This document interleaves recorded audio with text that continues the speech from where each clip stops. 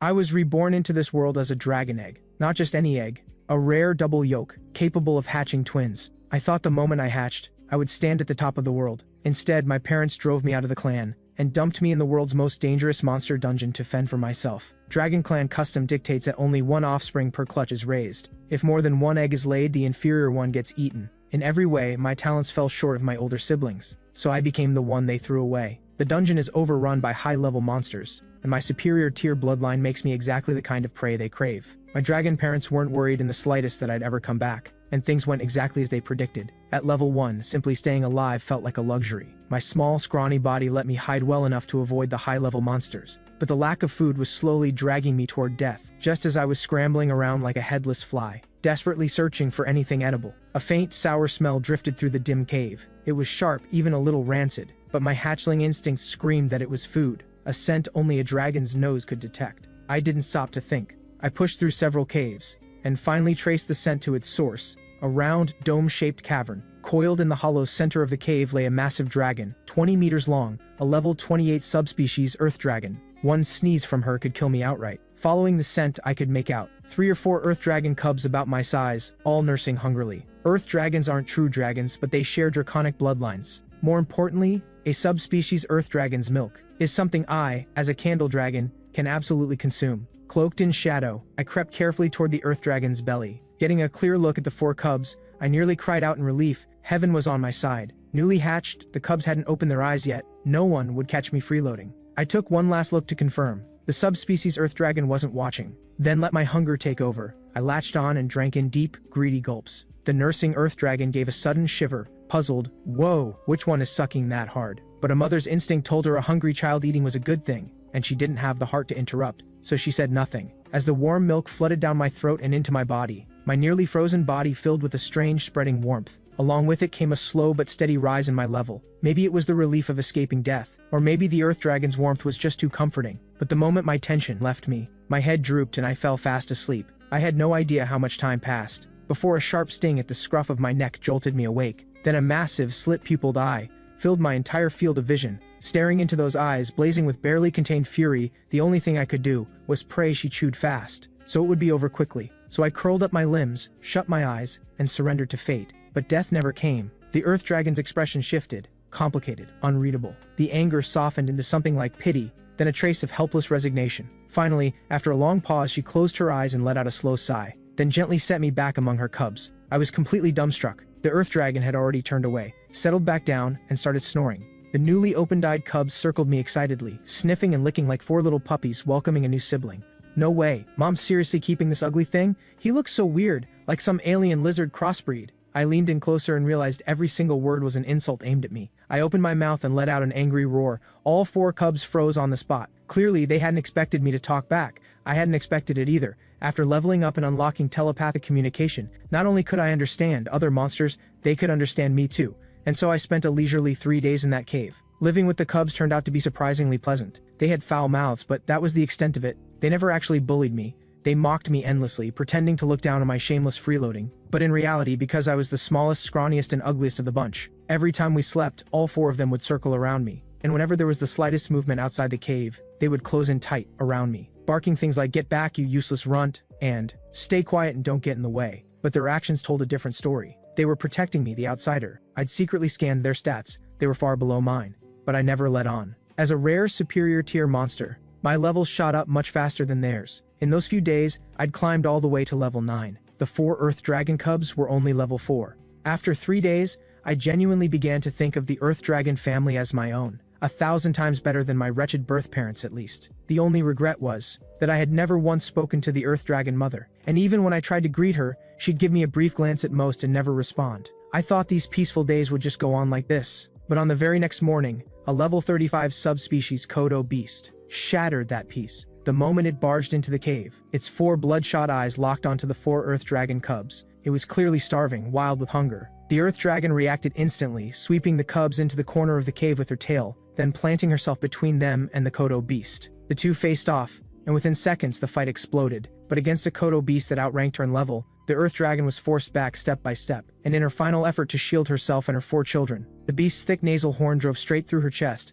Even so, the earth dragon dug her hind legs into the ground, chest pierced clean through, and refused to let the Kodo beast advance another inch. Her claws locked around the Kodo beast's neck like iron bands. Then with a roar she opened her shark-like jaws and drove them into the Kodo beast's back, tearing away a massive chunk of flesh. The cave shook and cracked under the impact of two massive creatures slamming into each other, rocks raining down in an endless cascade. I leapt into the air, smashing falling rocks with my fists and feet, but the cave was collapsing too fast. Protecting the 4 cubs alone was taking everything I had. There was nothing left to help the nursing mother. Even if I had tried, I wouldn't have done much against a thick-hided beast like the Kodo. I would have only gotten in the way. Suddenly, the Kodo beast surged forward with a frenzied burst of force, and the thick horn buried in the earth dragon's chest actually cracked from the sheer brutality of it. The tearing of her chest brought unimaginable pain. The earth dragon mother knew she would not survive this fight. She turned to look at her cubs one last time, and when she saw me fighting desperately to protect them, a quiet warmth crossed her eyes, as if to say, it was the right call, not eating you. Then her bloodshot eyes snapped wide open. She gathered every last ounce of strength and headbutted the Kodo beast square in the back of its skull. The impact was earth-shattering. Her own skull caved in on contact, her jaw shattered to pieces. Even the thick-hided Kodo beast couldn't withstand a suicidal strike to the back of the head. Its skull caved in with a sickening crack. Both massive beasts let out agonized cries and crashed to the ground. As the fight ended, the cave stopped collapsing. I pulled myself free and rushed to the earth dragon's side, but her nearly destroyed skull told me everything. She was already gone. My children, are my children all right? It was the first time I had ever heard the earth dragon mother speak. Her life was barely a flicker now, and her shattered jaw made every word a struggle. Faced with her question, I fought to suppress the guilt clawing at my chest. Because all 4 of her cubs were dead, every one of them crushed by falling rock. There had been too many rocks, and no matter how hard I'd fought, I couldn't have stopped them all. The earth dragon's final headbutt had triggered a wide collapse, and while I barely made it out alive, the 4 cubs, the days we had shared together still played vividly in my mind, and I had already come to think of them as my own brothers and sisters. Just minutes ago they were alive and full of life, and now they were all buried souls beneath the rubble. My children, are they okay? The earth dragon's eyes had been destroyed in the impact, yet she spent her last breath asking, her voice filled with nothing but love for them. A wave of guilt crashed through me, detonating inside my chest like a bomb. I clenched my teeth so hard I thought they might break. I choked down the grief and kept my voice as gentle as I could. They're fine, they just passed out, they're all okay. Is that so? A relieved smile crossed her face. When I'm gone, eat me. Her words stopped me cold. We were born in the dungeon. It's a curse we carry from birth. Nothing can be wasted. This is the last nourishment I can give my children. I don't know why a superior tier monster like you ended up here, but for the sake of taking you in, I'm asking you to look after my children. Her trembling body gave out before she could say more, and with one last exhale, the life left her completely. Even at the very end, her face held the peaceful happiness of a mother who believed her children were safe. She passed quietly. Blood soaked into the earth at my feet, and the cave fell deathly silent. My mouth hung open, but I couldn't even wail. Crying out would only draw more monsters, but my chest felt like it was being crushed under a stone. The subspecies earth dragon who had taken me in, the 4 cubs I had lived and slept beside, all 5 were gone in an instant. The first time the nursing mother ever spoke to me, it was her last words. In that moment, a helplessness I had never felt before crashed over me like a flood, but reality gave me no time to grieve. A thunderous bellow split the air, and the subspecies Kodo beast, which should have been dead, staggered back to its feet, its caved-in skull still gaping. It let out a victorious roar. In its eyes, the tiny hatchling left standing before it posed no threat at all. But do you know what the best part of being thrown into this godforsaken dungeon is? I lowered my head and clenched my claws into fists, facing the enormous beast, my voice trembling, not with fear but with pure burning excitement. Notification: new skill dragon aura has been unlocked. It's that I get to kill you with my own 2 claws. With a roar, I launched myself straight at the subspecies Kodo beast. Its wounds were severe, but punching through that thick hide was still a pipe dream for me at this level. Still, there was a way. The path to victory had already been laid out for me, by the nursing mother herself. The way through its defense, the wound the nursing mother had torn open at the back of its neck.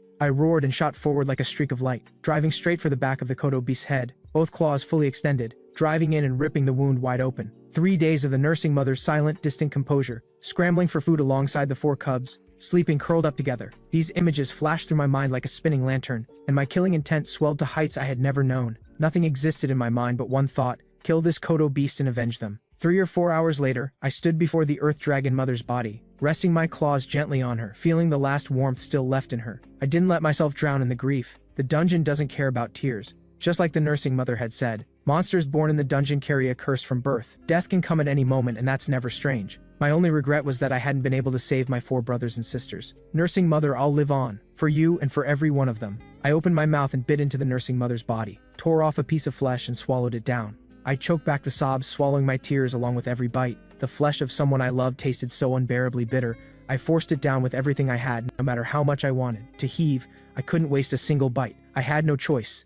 The smell of blood would draw other monsters, and she would end up devoured anyway. 3 days later, I walked out of the cave. My level was only 18, but thanks to the growth advantage of a superior tier monster, I could already hold my own against lower tier monsters at level 30. I cracked my claws with a sharp snap and pulled one corner of my mouth into a crooked, battle-ready grin, gazing out at the endless dungeon stretching before me. 3 monsters nearby, perfect timing, I'm hungry again. And with that, I took my first step toward fighting my way out. 5 days had passed since I left the cave, and every minotaur in the surrounding area had been swept clean by my hand. After finishing off the last minotaur, my level hit 20. Ding! Notice, current level cap reached. Experience gain suspended. Please select an evolution path to raise the level limit. Ascending Candle Dragon, the standard evolution for a young Candle Dragon, allowing greater mana capacity. Minor Candle Dragon, a general purpose evolution, offering sharper senses and faster reflexes. Degraded Candle Dragon, an unconventional evolution path, unlockable after surviving harsh conditions for a period of time, grants stronger vitality and agility, but limits mana capacity and physical growth. Looking at the pop-up, I worked out the pattern. Every 20 levels marks a tier.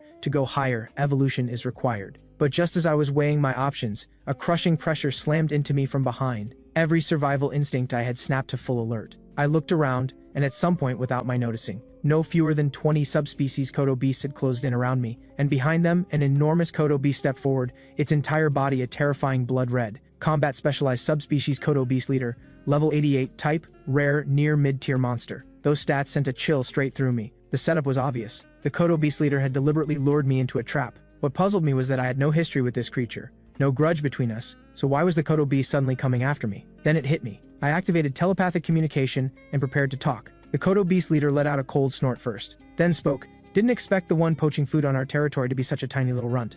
That confirmed it. Minotaurs are the Kodo Beast's primary food source, and in my early days to sharpen my combat skills, and because of the gluttony skill driving my appetite through the roof, I had been hunting Minotaurs, non-stop for days, causing a sharp drop in their numbers across the area. That directly left the Kodo Beast in the area dangerously short on food. Still, thinking it over, I just shrugged. Show weakness and you get walked on. That's just how it works. That truth holds especially in the dungeon. I planted my feet and tilted my head. Yeah, that was me. Your Kodo Beasts ate my nursing mother, didn't they? You want to fight? I'm right here. As I said it, a blue-green radiance ignited across my entire body, and I struck a pose like I was ready to tear the whole lot of them apart. Internally, though, I was already working out how to run. The Kodo Beast Leader clearly hadn't expected a runt that didn't even reach one of its front teeth to be this brazen. It let out a roar, stepped forward and activated the skill ground shrink. The massive creature vanished and reappeared directly in front of me as if it had teleported. At the same time, the dozens of Kodo Beasts surrounding me unleashed a simultaneous roar, and I felt the sensation rip from all 4 of my limbs at once. I couldn't move a single inch. One hit from a Kodo Beast that far above my level and it would all be over. In that moment, countless strategies flashed through my mind,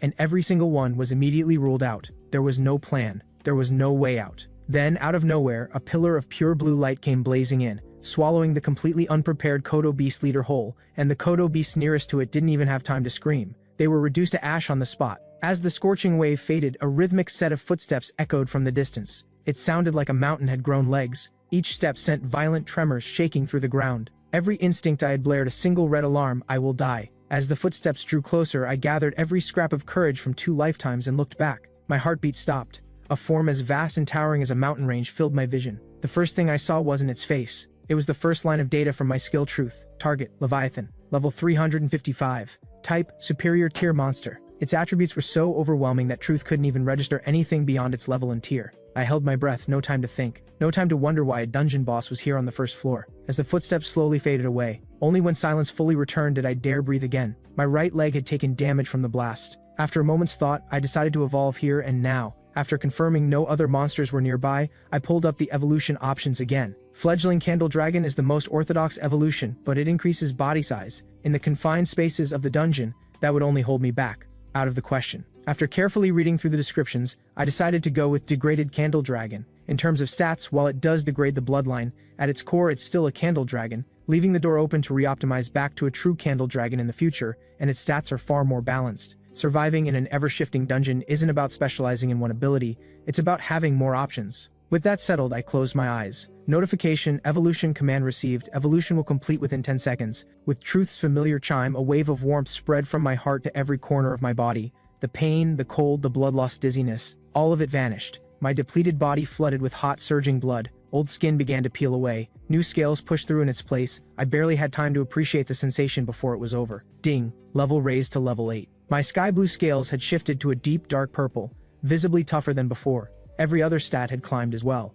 With dragon vision and perception both sharpened, I could clearly sense that Leviathan's presence was driving the monster population on floor 1 to collapse, and every survivor was fleeing in a panic. I had no idea why Leviathan, a dungeon boss, had come to floor 1, but I knew one thing: the first floor was about to change completely. With that thought, I made my decision. Time to head to floor 2. Not long after losing the nursing mother, I had already found the entrance to floor 2. The reason I hadn't gone through yet was simple. Once you descend to floor 2, you can't come back to floor 1. I still had no idea what Leviathan was doing here, but if circumstances hadn't forced my hand, I wouldn't have gone down this early. A few minutes later, I stood at the entrance of the passage, pinched my nose, closed my eyes, and jumped straight down. After a long, plunging fall, I had expected a clean landing. Instead, a fragment of human armor made sure the landing was anything but smooth. But it made me realize something. Is humanity really the dominant species in this world? I hadn't seen a single human since I was born, but just as that thought crossed my mind, an almost imperceptibly faint rustle came from 7 or 8 meters behind me. Thinking it was a monster attempting an ambush, I spun around in alarm.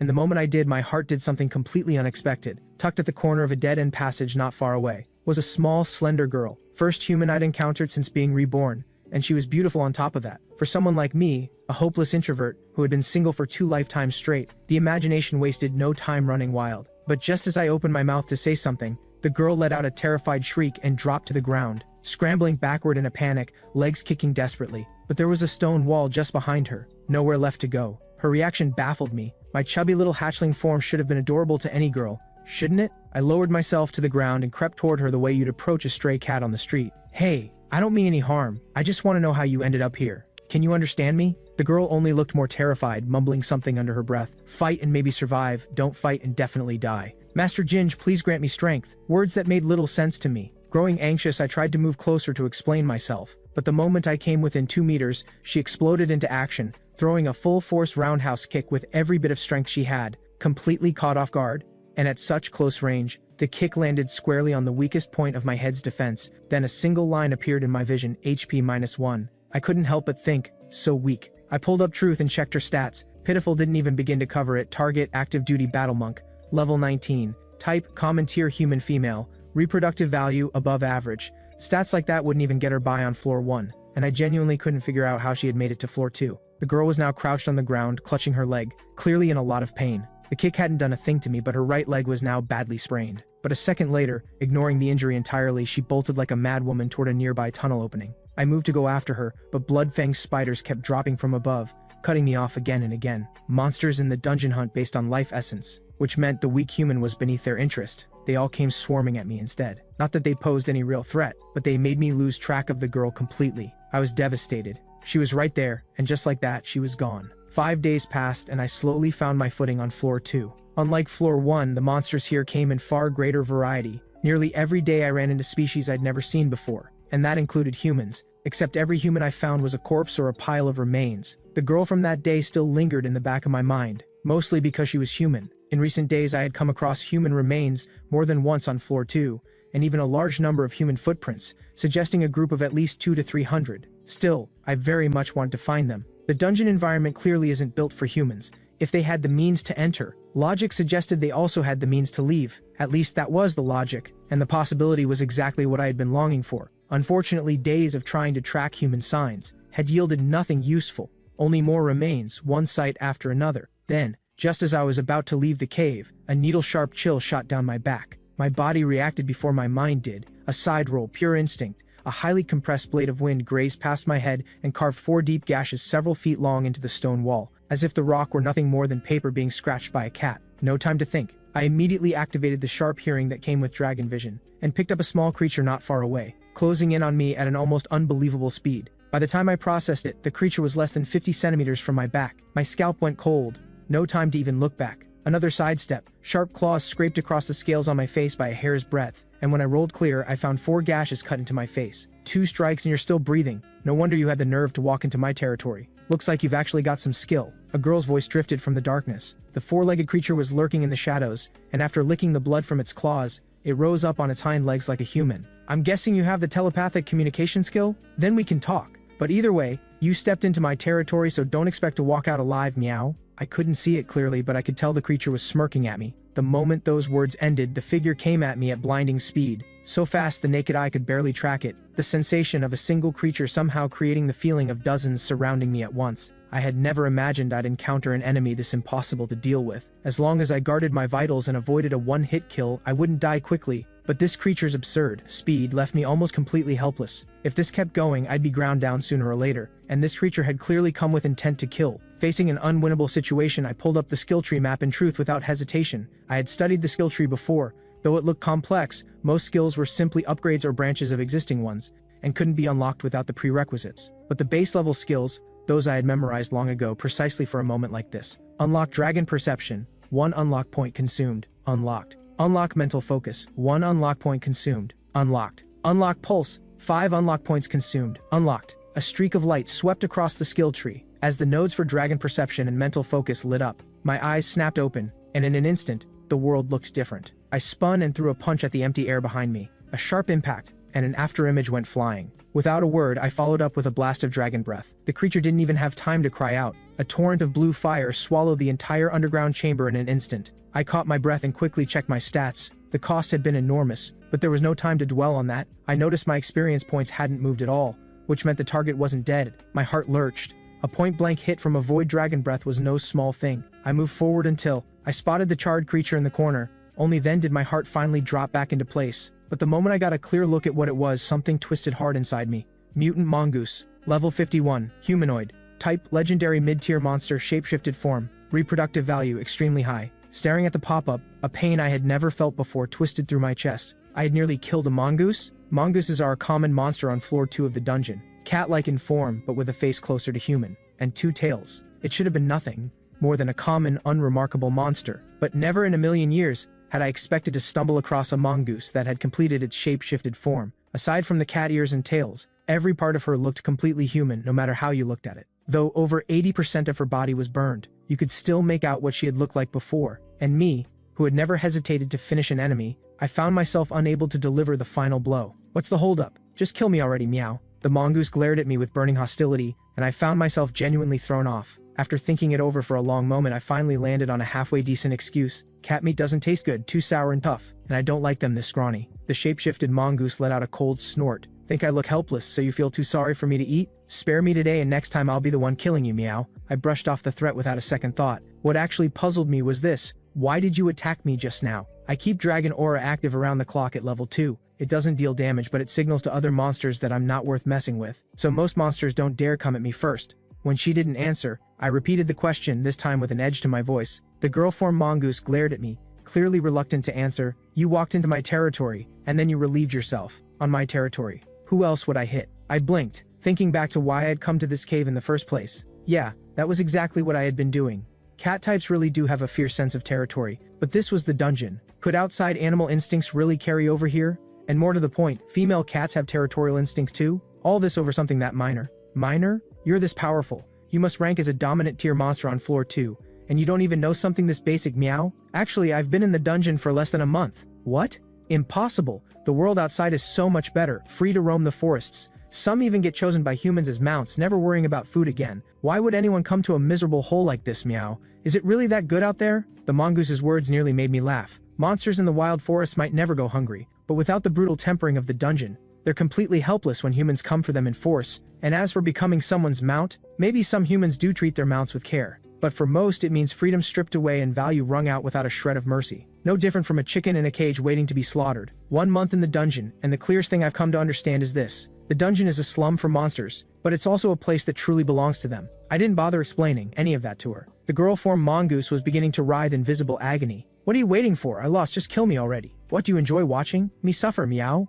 There wasn't a trace of fear in her voice. If anything, she sounded like someone who had finally been given permission to rest. It brought to mind something the nursing mother had once said. We monsters are born in the dungeon. It is a curse we carry from birth. For a long time I had avoided using telepathic communication, afraid that hearing the dying pleas of monsters would make me go soft. No matter what I'd become, I was still human inside, capable of basic empathy and pity. But in this place, those feelings could get me killed. Maybe it was something else entirely. But looking at the mongoose's wretched, pitiable state, I found myself hesitating. I wasn't stupid enough to just let her go, though, only to have her come back and kill me someday. Just as I raised my claw to finish it, a thunderous boom shook through the dungeon and stopped my claw midair. Then the entire second floor of the dungeon began shaking violently, like the world was spinning off its axis. Those humans are at it again? They really have a death wish. The mongoose's words sent a spark of excitement through me. I pressed immediately, which humans? Not long ago, humans launched another attempt to clear the dungeon, and got absolutely crushed by the floor 2 boss. Again, meow. A few of what looked like the leaders fled with the youngest members of the group.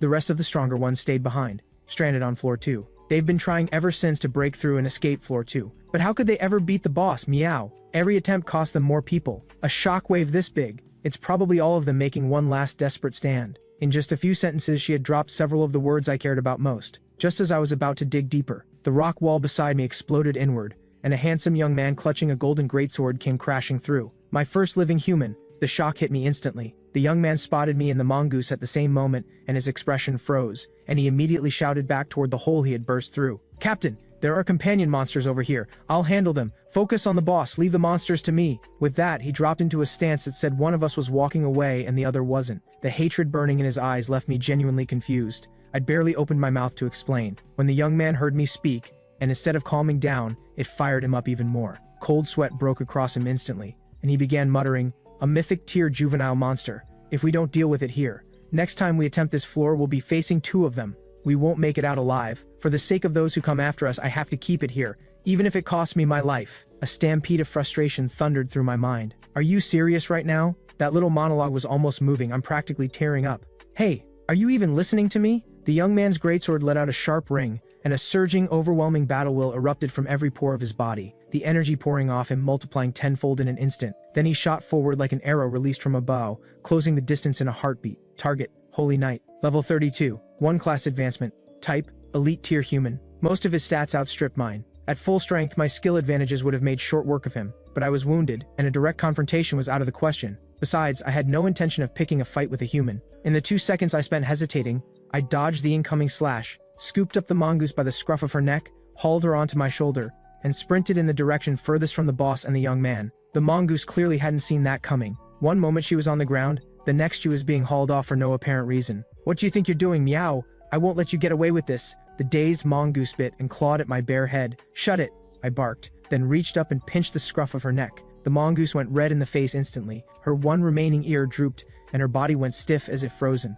The young man was already on top of me, a downpour of golden sword strikes raining in. I dodged sideways, and couldn't help raging internally. If I were at full strength, there's no way some nobody like you would be chasing me around. Exhausted, I had no choice but to swallow my pride in silence, and run with every last drop of energy I had. And so the chase began, man and dragon, one behind the other. 2 streaks of light weaving through the dungeon, locked in a furious pursuit. I'd assumed the young man would give up after a while, but after 2.5 hours of non-stop chasing, though he was clearly running on fumes, he refused to quit. Now I was genuinely furious. If things continued this way, the next strike would be his last, and his most ferocious. If he backed off now, I'd simply leave and save myself the effort. But if he dared throw everything into a single all-to-out strike, I would absolutely smash his head in. As it turned out, just as I made that decision, waiting to see what the young man would do, he let out a battle cry, every vein across his body rupturing at once, pouring every last drop of his battle will into the golden greatsword. Facing the young man's final, all-consuming strike, I let out a weary sigh. Unlock invincibility. 5 unlock points consumed. Skill invincibility level 1 unlocked.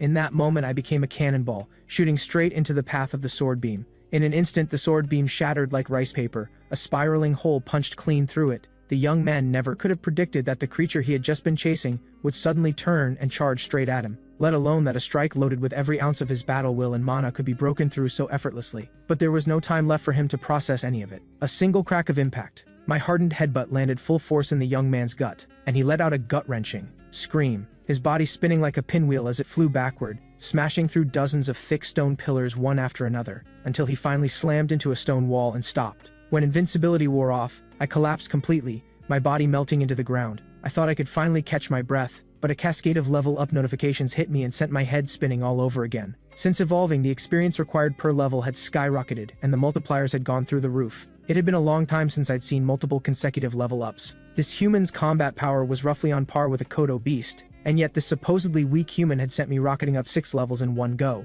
from post-evolution level 11, all the way to level 17, nearly 12,000 experience total. It practically felt like the system was encouraging me to kill humans. Ding! Main quest unlocked, defeat the floor 2 boss, Medusa's head. Quest reward 50 unlock points. That notification snapped me upright. After everything I had survived, every near-death battle I had clawed my way through, including the 5 points I had just earned, I had scraped together a grand total of 35 unlock points. And this single quest was offering 50? Just then, the mongoose's voice came from behind me. I turned around. She was staring at me as if she were looking at something that shouldn't exist. Why is it that when you killed that human, all your injuries healed completely?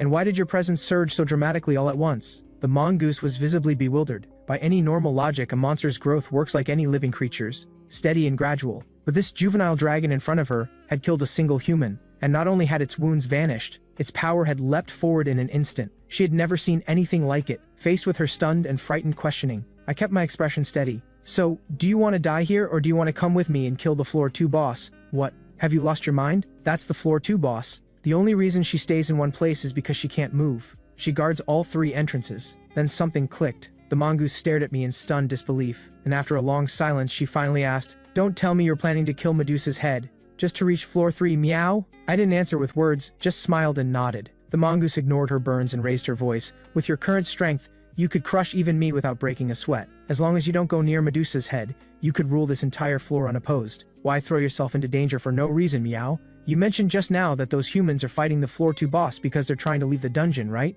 The moment those words landed, the mongoose understood completely. "Don't tell me, you actually want to leave the dungeon?" I smiled knowingly. "So going deeper really is the way out. Tell me, how do you leave the dungeon? Are you trying to trick me into telling you, meow? So what if I am? You've already let it slip. Might as well just tell me the whole thing. Why should I help you?" The mongoose snapped. "Fine, don't. I happen to have a skill that can access the mind directly, though it causes considerable pain in the process. If you won't talk, I'll just go in myself." The mongoose's face went pale. Skills like that aren't unheard of in the dungeon. From floor 3 onwards, certain psychic-type monsters are known to use them. Seeing her waver, I pressed the advantage. "If you tell me and agree to work with me, I'll not only let you live, I'll heal every one of your injuries. Give with one hand, threaten with the other."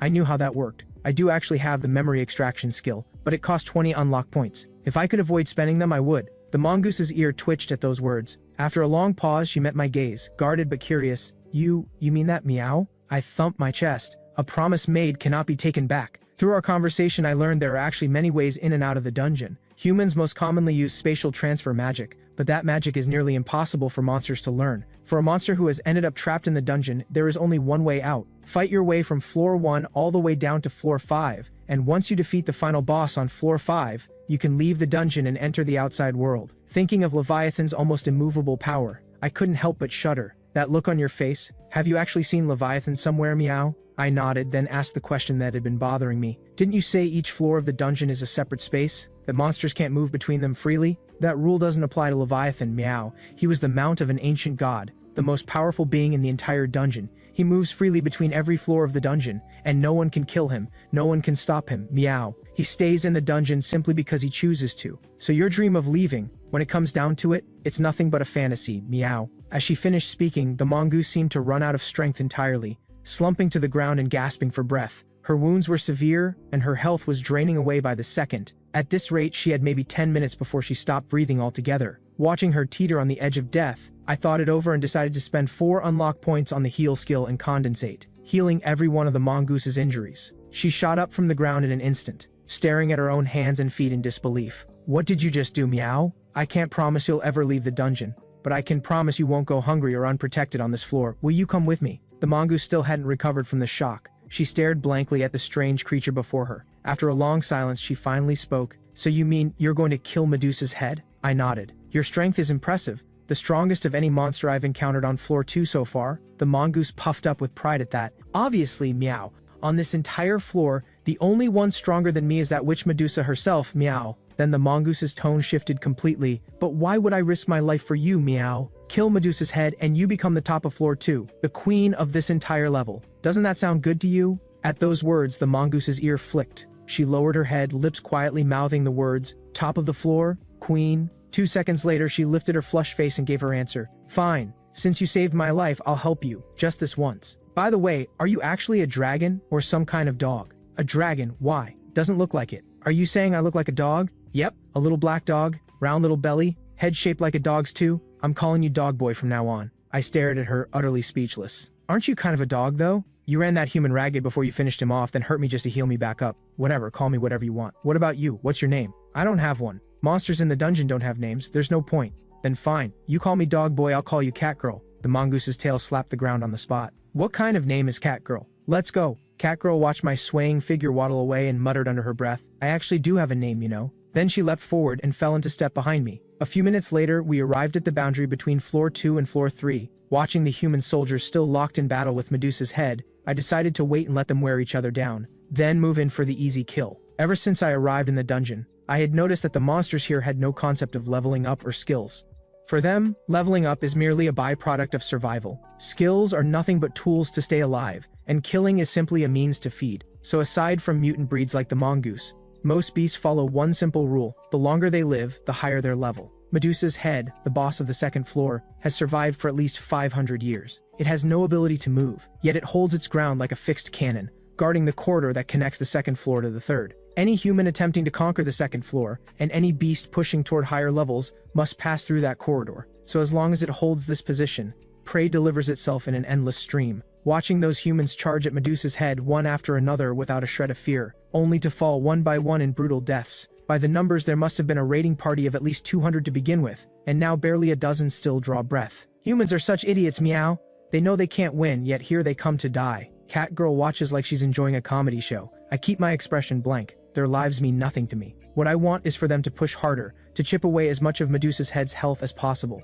Its stats are simply terrifying. Facing it at full strength would be suicide. The humans' wave tactics have failed, but Medusa's head has taken real damage. For a long time to come, it won't be this weakened again, and I have no intention of letting every human here die. The survivors still have their uses. By now, only 9 humans remain. I use every second to think, running through every possible strategy at full speed. Medusa's head has a perception stat of 8,000. A surprise attack is completely out of the question, but a direct confrontation, even in its current weakened state, offers no chance of winning. In the end, I decide to pour all my unlock points into Comet Strike, then unleash the most devastating blow I can to shred its health bar. After that, I'll grind it down in a war of attrition. That's the only path to victory. I commit every available unlock point. This is all or nothing. From my fight with the young knight and everything I've observed since, I know these humans fight without any fear of death. Backed into a corner, they will launch one final suicidal charge. Just as I finish thinking, the 9 surviving humans drag each other to their feet and unleash a roar in unison. 9 streaks of red light flood the hollow cavern, turning darkness into blinding noon. I see it. My moment has arrived. I exchange a glance with Cat Girl, then spring forward, hugging the shadows, and creep to the very edge of Medusa's head's detection range. On the battlefield, humans continue to fall one after another, when only 3 remain, with one shielding the others with his own body. The final 2 humans at last close the distance to Medusa's head, leap into the air, and drive a spear and a blade deep into its lower jaw. Medusa's head lets out a hysterical shriek. With its physical defense at 0, that strike from 2 feeble humans rips away over 1,000 points of health in a single hit. At the same moment, Cat Girl in her beast form seizes the opening, and blazes toward Medusa's head like a silver streak of light. But against Medusa's head's perception of over 8,000, she's still too slow. Nearly half the snakeheads snap around in an instant as if they knew she was coming from the very start. Well, so the eternal runner-up thinks he can swoop in and steal the prize? Perfect, I've been wanting to eat you for a long time. That is what Medusa's head thinks in that instant. What it doesn't expect is a third presence beyond the humans and Cat Girl. With weak point break activated, several glowing red spots flare to life across Medusa's head's body. Those are her physical weak points. A direct hit on any of them means maximum damage. I've been charging for some time. I focus, take one step forward, and the ground erupts. Shards of rock shoot skyward all around me. My whole body becomes a cannonball, melting every stone pillar in my path into rivers of magma. At level 5, Comet Strike converts all attributes into skill power at 4 times their value. A full charge Comet Strike pulse is power beyond imagination. The searing heat and crushing force shred those serpents into pulp on the spot. A thunderous boom, and Medusa's head releases a grotesque shriek that sounds like 1,000 voices screaming at once. The blow caves in the back of its skull, and the massive body that had not moved a single step in 400 years is launched over 100 meters through the air and slammed deep into the rock wall. I have no time to heal. I fix my gaze on Medusa's head, barely visible in the distant cloud of dust, and only when I see the panel read 0 health do I finally exhale. The 2 surviving humans stand frozen, staring in disbelief. They can't believe a beast just saved their lives. We made it! The second floor boss is dead! That's right, Zhang. Looks like 2 beasts tore each other apart and we walked away alive. The older square-jawed knight can barely contain his joy. So what do we do now? Zhang, the younger knight, asks. The knight named Luo swallows hard, and the joy in his eyes slowly gives way to bloodlust. No matter what, a beast is a beast. This dragon-type beast is small, but I can feel the pressure radiating from its core. If it's allowed to grow, it will become a threat to all of humanity. With that, Luo picks up a broken sword from the ground and limps toward the fledgling candle dragon. We're never leaving this hellhole alive, but killing both Medusa's head and this dragon, that would be the greatest gift we could leave for those who come after us. Zhang hesitates for a moment, but picks up a weapon from the ground all the same. I hear every word they say. Biting the hand that feeds, no phrase suits these humans better, but it doesn't bother me, because this was always part of the plan. Comet Strike has drained every last drop of my stamina. In this state, the fastest way to recover is to level up. Humans are weak but loaded with experience points. I was planning to kill them to recover anyway. If they'd shown gratitude, my conscience might have made it awkward. Their betrayal? I couldn't have asked for better. But just as both knights move to strike, and I am ready to counter, a deafening boom erupts from the rock wall that Medusa's head was slammed into moments ago. It explodes outward, and a massive serpent bites Luo clean in half. I recognize that serpent immediately. It's one of Medusa's head's snake hair, and in that instant something clicks. That's why, after taking down Medusa's head, my experience points didn't go up at all. The hissing of serpents closes in from every direction. The survival instincts I've built up in this dungeon kick in instantly. One dragon claw drives straight through Zhang's chest. Level up complete. My condition snaps back to peak in an instant. What's going on, Meow? Didn't Medusa's head already die? Why are these snakes still alive? A chill runs across my scalp. Something just hit me. We've been played. That human head shape was nothing but a decoy. The true body is the hundreds of serpent demons that form its hair. The skull is merely a hub, a node for connection and regeneration. Right now, hundreds of serpent demons split into two groups. Half surge toward me, half go after Catgirl. There are so many of them, striking from every angle at any moment. And the worst part, all those hundreds of serpent demons count as a single entity. Killing a handful of them makes absolutely no difference. But there is a way. I casually tear a serpent demon to shreds, then glance toward Catgirl. Even with her agility advantage, she's only managed to cut down 5 or 6. I know that if this keeps up, we'll be whittled down to nothing. I signal Catgirl with my eyes to move closer. In this form, Medusa's head's combat power has jumped dramatically, but without the skull-shaped connector. It has also lost its regeneration and magic resistance. One wide-range area attack to wipe out all the serpent demons, that's all it takes to kill Medusa's head for good. And I happen to have exactly that skill. Void Dragon Breath. It's the most powerful offensive skill every dragon is born with, dealing massive area damage to everything around it. Combined with Comet Strike, it converts all personal stats, health, and mana into raw attack power. The downside is that using it leaves me on the brink of death. I would never touch this move unless there was absolutely no other choice. Catgirl is at my side now. The moment she reaches me, I slap her away with a dragon claw. Surrounded by over 200 serpent demons closing in from all sides, I plant my feet and stop dead, and open my jaws wide. In an instant, blue flames explode into every corner of the cavern. Over 200 serpent demons don't even get a chance to react. They are swallowed whole by the blazing heat. But watching those serpents char and crumble, I feel nothing like relief. Because when the heat wave finally fades, I still receive no experience from Medusa's death. As I scan my surroundings with rising caution, a golden serpent demon bursts from the rock floor, jaws wide, driving straight for the center of my forehead. It moves so fast that I barely catch an after image. In my current state, a direct hit would mean instant death, but at the very last second, Catgirl, who had been behind the rocks, suddenly throws herself forward, shielding me with her body. There is a sickening crack of bone as the golden serpent clamps down hard on Catgirl's arm, dropping her already razor-thin health points to single digits. Gritting through the pain, Catgirl uses every last scrap of her strength to tear the serpent into 3 or 4 pieces, and sends them flying. I activate Truth to take a look, and find, to my shock, that this was Medusa's head's core beast. Even more unbelievable, I was saved by this not-so-clever cat. I stare at her fractured arm, genuinely puzzled. Why did you save me? By any logic, the best move would have been to let the core beast kill me, then finish the core beast yourself. Catgirl's face is pale, but she forces out a smile. Didn't we have a deal, Meow? We were going to kill this thing together. I become the boss of the 2nd floor. You take off to the 3rd. On top of that, you saved me earlier. There's no way I'm letting you die, Meow. Her naive words make me feel something close to amusement. Thinking back on the humans and their cold ingratitude, it seems my long-held belief in human supremacy needs some serious rethinking. I walk over to what remains of Medusa's head, crush its skull under my foot, pick up the pieces, shove them into my mouth, chew twice, and swallow. Notification: main quest 50% complete. Unlock points received. Current level raised to level 20. Evolution conditions have been met. Only when I hear the completion chime do I finally let go of the tension, and collapse to the ground, gasping in great heaving breaths. At the same time, Catgirl wraps her arms around me with gleeful force,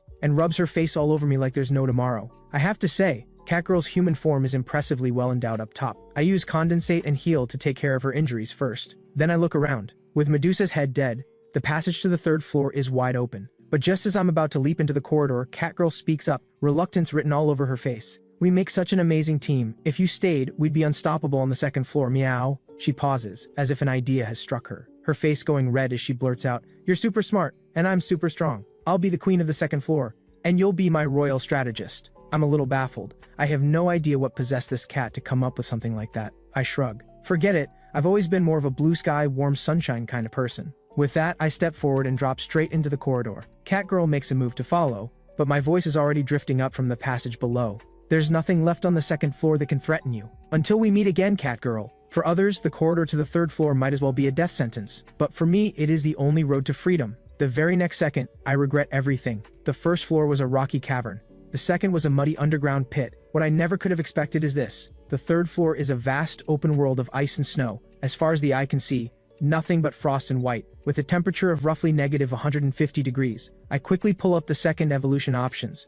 One look and my eyes go wide. The first three choices are the same as before, but to my surprise, a fourth option has appeared. Minor Ice Dragon, rare grade bloodline in conditions of extreme cold, triggered by an intense obsession with heat sources deep in the consciousness. A low probability evolution path. Innate skill, ice attribute immunity. Watching my health drain away from the cold, I choose Minor Ice Dragon without a second thought. Just like before, with Truth's familiar chime, the evolution is over in the blink of an eye. Every last black-violet scale falls away from my body. But just as I'm about to check the stat gains from this evolution, a familiar cry comes from directly above. I look up fast, and see a very large backside hurtling toward me at full speed. I don't even have time to dodge. Direct hit. Didn't I tell you to move, meow? After some time exploring, it becomes clear that the third floor is nothing like the first two. It is an endless world of pure white ice and snow. Even the beasts here are semi-transparent and icy, looking almost exactly like ice sculptures, with every single one at level 70 or higher. To break through the third floor as quickly as possible, Catgirl and I decide to hunt beasts here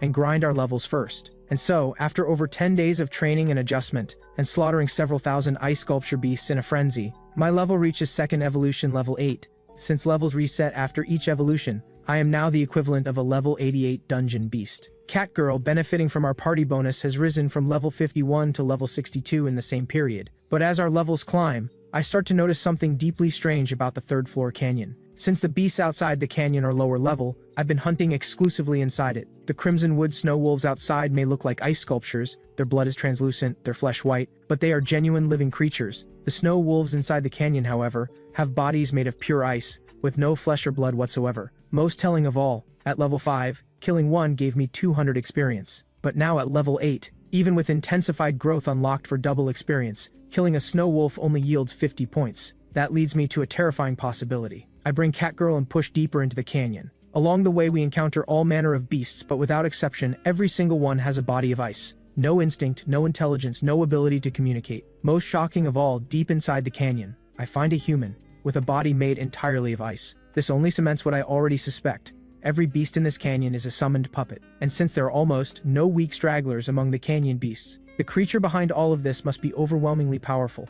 Almost certainly the third floor boss, the Ice Phoenix. Catgirl and I press forward for 3 full days. Through relentless killing of the summoned puppets, I reach second evolution level 11, while Catgirl climbs to level 75. But leveling up restores your body, not your mind. Catgirl, who has barely rested at all, is stumbling with every step. I'm done, meow. Can we please take a break? The third floor boss is right around the corner. Rest after we kill it. If you're tired, you can stop here. At your speed, you'd catch up to me within an hour. Catgirl grimaces at that. She clearly can't bring herself to leave me on my own, so she grits her teeth and keeps moving. Dog boy, you've been acting a little strange lately, meow. Why are you so set on killing the boss? Because I want to level up faster, kill Leviathan and get out of this hellhole. My reasons are simple. No matter what I become, I'm still human at heart. I want a quiet, peaceful life. This dungeon was never where I belong. Catgirl looks like she wants to say something, but when she sees the iron resolve in my eyes, she just presses her lips together and forces herself to follow. Just then, the canyon opens up ahead into a vast expanse. My footsteps stop. Why did you stop, meow? Did you find the third floor boss? Catgirl follows my gaze. There, on an open plain,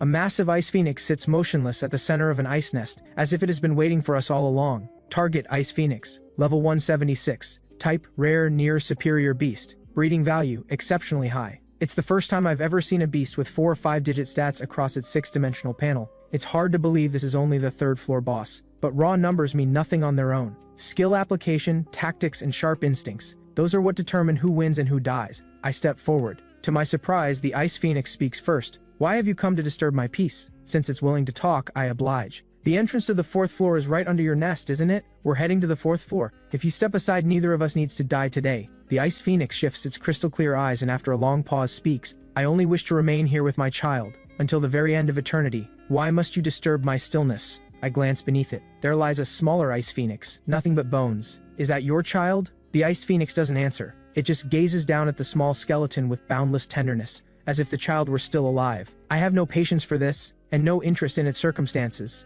I take my stance and prepare to fight. Catgirl watches this and seems reluctant to fight the Ice Phoenix, not out of sympathy or curiosity, but simply because she doesn't think we can win. But I don't care about any of that right now. Whatever happened between you and your child, I just want to reach the 4th floor. At those words, the Ice Phoenix lifts its head and looks at me with something like warmth, and continues in its incomprehensible way, "I see. You also wish to become a playmate for my beloved child?" My last shred of patience gone, I stop talking. Riding the force of pulse, I become a blue-green cannonball, and slam into the Ice Phoenix with everything I have. I open my jaws wide, and fire 3 consecutive blasts of Void Dragon Breath Pulse. Catgirl swings both forelimbs in rapid succession, launching dozens of wind blades simultaneously. Our attacks rain down on the Ice Phoenix like a storm, slashing her health down to 1/5, but I feel no joy, only growing dread, because from the moment the fight began, the Ice Phoenix hasn't counterattacked. She hasn't even moved from its spot, standing there like a post, utterly unmoved no matter what we throw at it. My combat instincts scream at me to hesitate, but just as I'm about to fire the final blast of Void Dragon Breath, dozens of ice beasts suddenly pour out from cracks along the canyon walls. At the same moment, the Ice Phoenix, still as a mountain until now, finally moves. She snaps its wings wide open. The ice beasts rushing in begin to crumble apart as if melting, piece by piece, and then dissolve into icy water that floods straight into the Ice Phoenix's body, snapping her near-empty health bar back to full in an instant. My heart sinks to the bottom. The Ice Phoenix seems done playing around.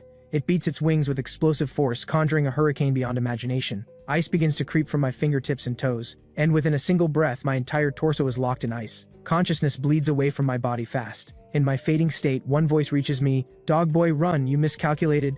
We're no match for it." After that, everything goes dark. When I come to, I have no idea how much time has passed. I open my eyes and find I'm no longer in the canyon. In front of me is something resembling an old deer smiling warmly. "You're awake?" A sharp, horrified shriek instantly tears across the snowfield. 1 minute later, I'm sprawled on the ground, heart still pounding, gasping for air. I look back up at the sky, still unable to believe that this enormous, strange beast didn't just eat me while I was unconscious. Not only that, he covered me with its massive body and waited an entire day and night, until I woke up on my own. There are good beings in this dungeon? That shatters everything I thought I knew. "So, did you save me?" I ask cautiously. The bald-headed beast looks genuinely surprised. "You can communicate? You know telepathy too?" I nod a little awkwardly. "Didn't I just speak out loud?" The bald head tilts to one side. "My apologies. I've been alive so long that my memory's gotten a bit fuzzy. But the one who saved you wasn't me, it was your friend." I blink at that. "That mongoose of yours, how could you forget?"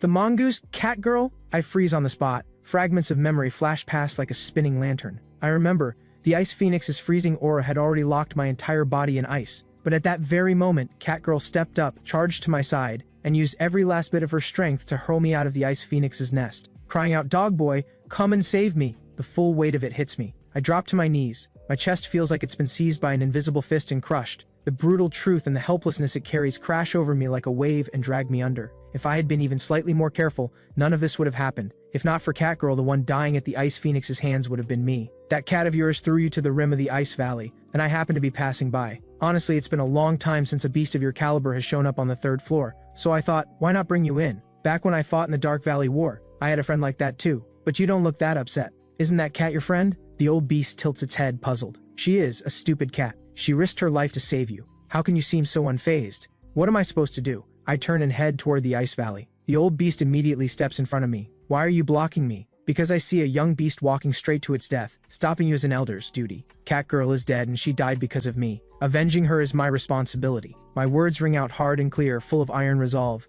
The old beast says nothing. Its gaze drifts downward slightly. My 2 dragon claws are balled into fists, so tight that blood seeps out between the knuckles. The old beast smiles knowingly, as if recalling something fond. After a long moment, he speaks. "What if I told you your friend isn't dead?" Those words hit me like a lifeline. I snap around and see the old beast watching me with a warm smile. It doesn't look like a lie. The Ice Phoenix's puppets have an extraordinarily high degree of realism. That's because her summoning technique is a rare art called bone-flesh substitution. From the ancient era to now, fewer than 10 beings have ever possessed this skill. It is one of the rarest abilities in existence. Normally, summoned creatures are weaker than the originals, but bone-flesh substitution can produce creatures equal to or even stronger than their originals, because it doesn't copy, it seizes. It traps a creature and kills it, but preserves the soul, strips away the mind, and rebuilds the body out of ice. Less a summoning, more a puppetizing. That's also why killing her summoned creatures still yields experience points. Every beast you encountered in the Ice Valley, without exception, is a puppet of the Ice Phoenix. The The third floor has long been entirely under the Ice Phoenix's control. Beyond a few weak stragglers, anything with even a shred of power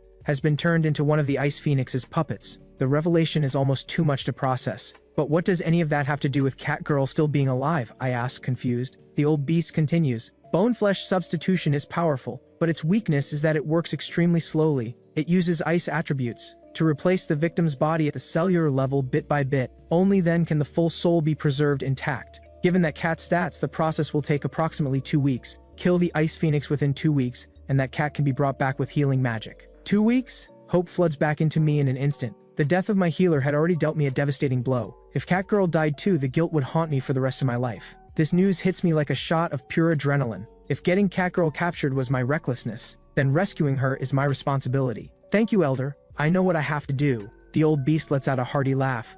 I've just been alive too long. It's rare to come across a young candle dragon pup, so I helped you out, mostly just to have something to do. That stops me cold. Right now I should appear as a minor ice dragon. The candle dragon bloodline was buried under 2 evolutions. How did this old beast see through it? Then something else hits me as wrong. This beast just said that on the 3rd floor, everything beyond the stragglers has been turned into Ice Phoenix puppets. But something this enormous is clearly no straggler. So how did it escape the Ice Phoenix's grasp? A mischievous glint passes through the old beast's eyes, as if it has read my mind. Don't you also have the rare skill called truth? Now that's an overpowered ability. From the ancient era to now, aside from you, I've only ever seen one god possess it. Why don't you use truth right now and find out for yourself? I am beyond shocked. I never imagined it even knew about my truth skill. Then forgive my impertinence, Elder. I steady myself, raise my head, and activate truth on this enormous strange beast. The moment the data becomes clear, my vision goes dark, my legs give out, and I drop straight to the ground. Because this bizarre-looking beast in front of me is a supreme divine beast whose level exceeds even Leviathan's. Target, Babylon. Level 413. Type, Supreme Divine Beast. Who exactly are you? My voice trembles uncontrollably, but Babylon only smiles and says nothing. He gazes up at the deep blue sky, lips curved in a quiet smile, as if recalling something beautiful from long ago. After a long silence, he murmurs, "Once I fought 1,000,000 demon gods. With a snap of my fingers I split dawn from dusk. Now I walk alone, content and still, glad to be forgotten." It turns out when the gods first built the dungeon, they designed it with a dual boss structure. But over time, as Babylon grew weary of battle and all its affairs, and as age crept in, he withdrew to the 3rd floor, the most livable of them all, leaving the far stronger Leviathan to rule the dungeon alone. After his brief introduction, I can only manage a rueful smile. Barely halfway through this dungeon, and I've already come face to face with both final bosses. Whether that's lucky or not, I honestly can't say. But at least unlike Leviathan, Babylon is approachable and holds no hostility. Elder, can I really defeat the Ice Phoenix and rescue Catgirl? Babylon doesn't answer right away. The reason he and Leviathan were placed together as the dungeon's final bosses is simple. Leviathan is the one of force, and Babylon is the one of wisdom. It thinks for a moment, then turns the question back on me. This is the dungeon. Every beast you've killed so far, was there a single one that wasn't higher level than you? Babylon's gentle gaze sends a shiver through my entire body. This isn't just kindness, it's 1,000 words compressed into one question by a true sage. I understand the weight of what is saying in an instant. No matter how removed Babylon is from worldly affairs, it is still a dungeon boss, and so is the Ice Phoenix. Its act of saving me could be seen as appreciation for a talented beast of the dungeon. But as a final boss, there is no way Babylon would ever teach me how to kill another boss. I bow my head in thought for a long moment, then rise. Thank you, Elder, I understand. I turn and head in the direction of the Ice Valley. 2 weeks? No, 10 days. 2 weeks is cutting it too close. Catgirl might not hold on that long. 10 days. That's all I'm allowing myself. Subtract the time I was unconscious, and I have 9 days left, and none of it will be wasted. I stand at the entrance of the Ice Valley, pick up a chunk of ice weighing over 10 kilograms, and then channel every bit of my strength, combine it with pulse, and hurl it into the valley with full force. The sheer power behind the throw gives the ice the destructive force of a cannonball. It crashes into the ice wall over a kilometer away with a thunderous boom, and the explosion of sound instantly enrages the icebone kites clinging to the wall. In moments, 2,000 to 3,000 icebone kites lurking near the valley entrance take to the air all at once. But looking at the overwhelming swarm, I just smile. Here's the thing.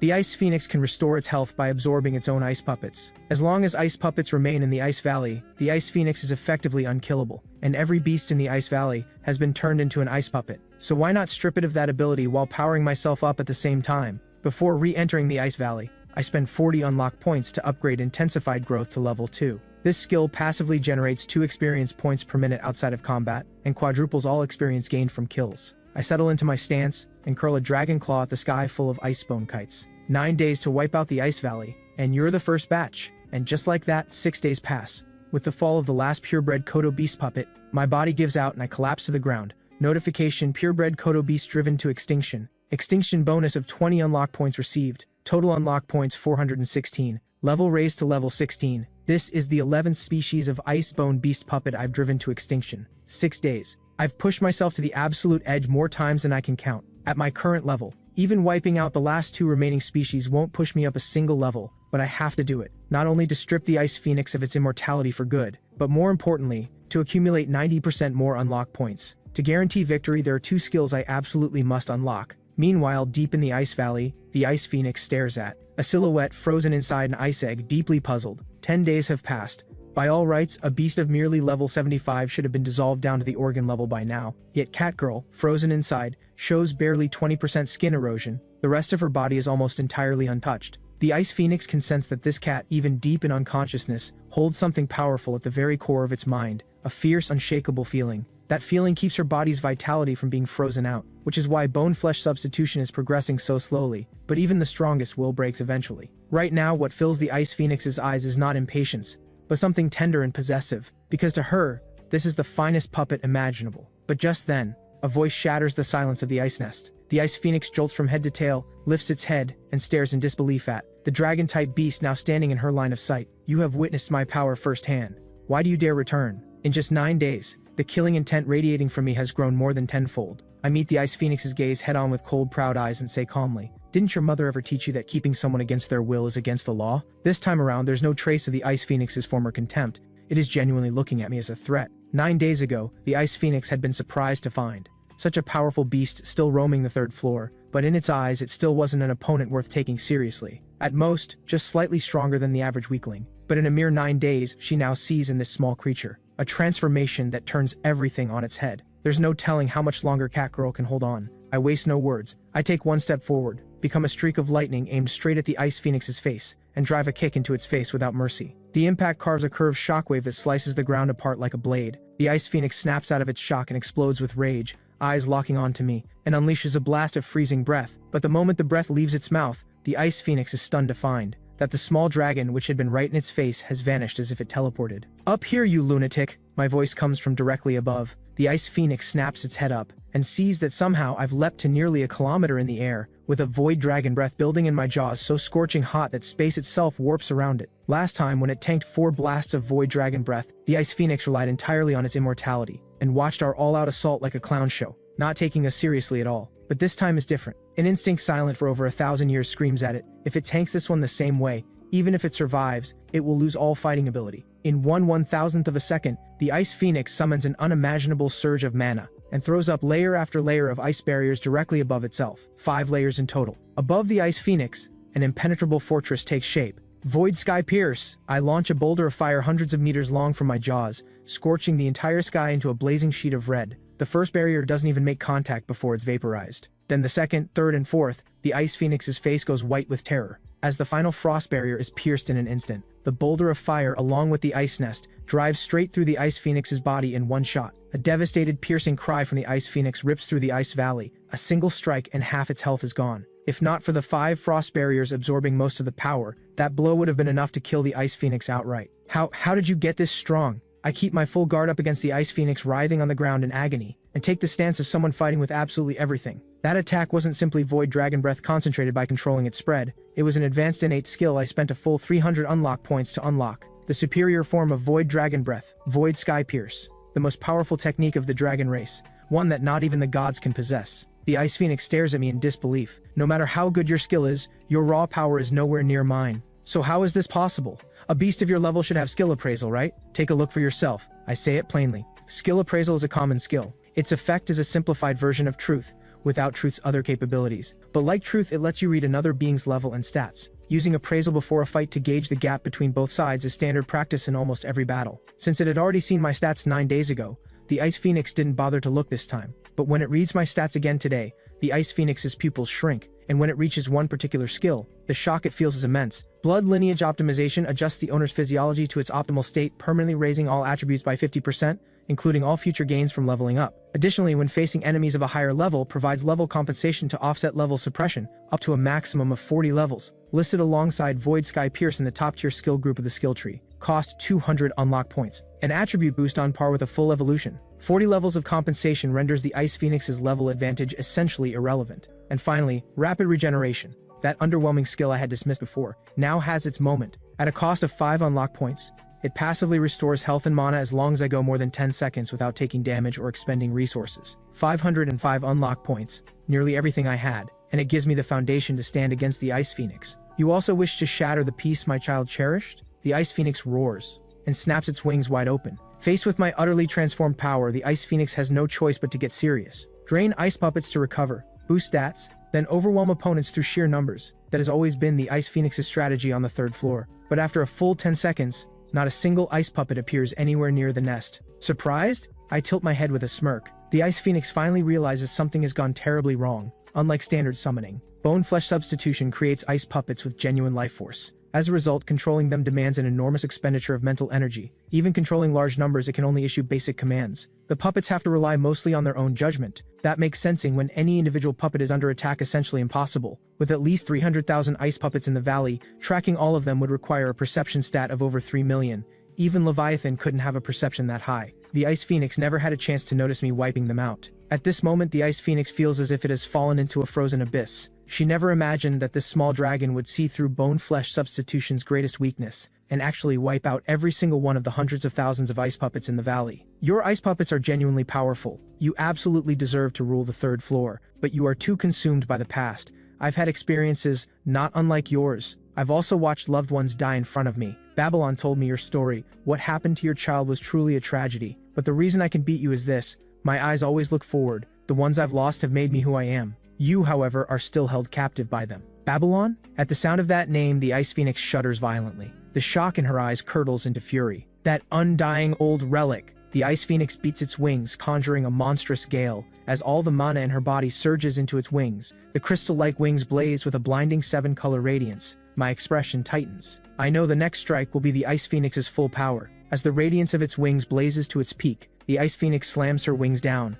unleashing a torrent of mana beyond all imagination. Everywhere it reaches, even the air solidifies. And I, already fully restored by rapid regeneration, unleash the most powerful strike of my life. Comet Strike. Void Sky Pierce. Like launching a star from my jaws, an unimaginable heat melts a world that should have been frozen solid. On one side, all of space is freezing over. On the other, glaciers that have not melted in 10,000 years begin to thaw. Ice and fire collide, and the explosion of blinding light that erupts is beyond all description. Once, long ago, when the dungeon was first built, it was nothing but chaos. In the ancient era, the beast dragged here fought brutal, bloody wars to carve up the 5 floors between them. Out of countless years of that endless slaughter, a phoenix was born. With nothing but her own power, she brought all the fighting to an end, and carved out a place of pure peace within this 5-floor dungeon. Once, this place rang with birdsong and blossomed with warmth across every inch of land. Even Babylon, one of the final bosses, came to the 3rd floor to live in her quiet peace. Later, the phoenix used her power of rebirth, periodically absorbing the hatred of the world,